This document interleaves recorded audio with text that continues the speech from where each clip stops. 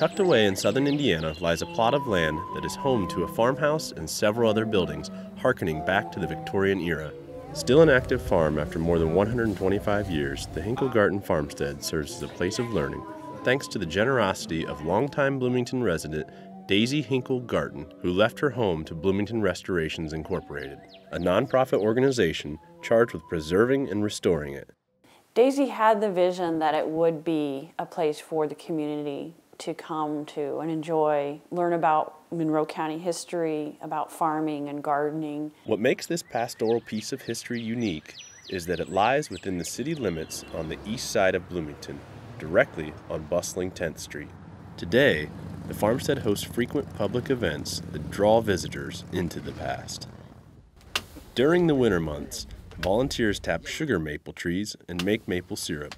I've never seen maple syrup boiled like that before, so it was very interesting to see. And of course, like most people, I was amazed at how much sap is used to produce just 1 gallon of syrup.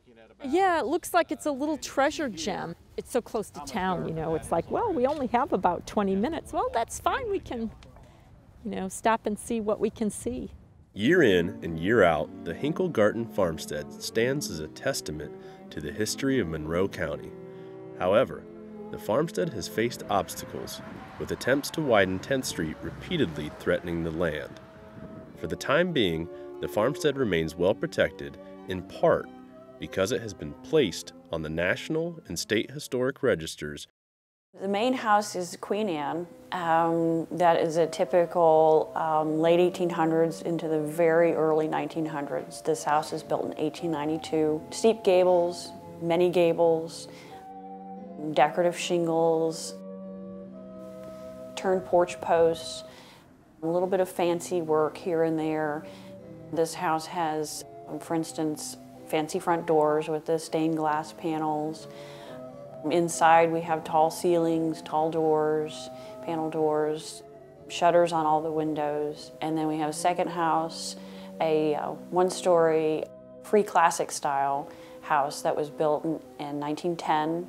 And then we have 4 outbuildings. There's a dairy barn, a grain crib, a blacksmith shed, and the garage that originated as a carriage house and then was converted for automobiles in the 1930s. Some areas of the farmstead have faded over the years. Barns were destroyed by fire, and a silo and chicken coop were lost to the ages. Between 1816 and 1818, Daisy's ancestors moved to Indiana from North Carolina.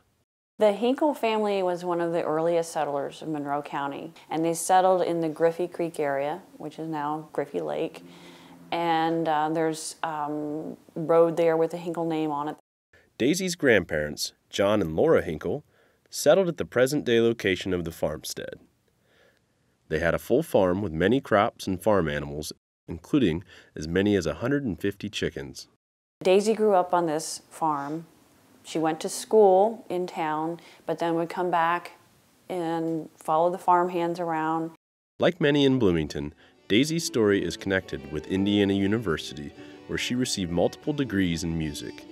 An accomplished cellist, she taught children music in public schools and in her own home. It was her passion for music that led Daisy to the other passion of her life, her husband Joe. Joe Garton grew up on an Iowa farm, not unlike the farm that his wife grew up on. He was a gifted musician, playing a dozen or more instruments, including the lute, oboe, and French horn. Joe lived at the farmstead until his death in 1983. Daisy continued to live there until she died in 2003 at the age of 94, leaving behind her home as a way to chronicle the history of Monroe County for generations to come. She wanted people to enjoy the farm that she loved so much. Daisy's vision for her home has been realized. The farmstead remains a place of history, a place where some of the earliest settlers in Monroe County put down roots, a place where hardworking farmers lived and toiled, a place of music, a place where time seemingly stands still.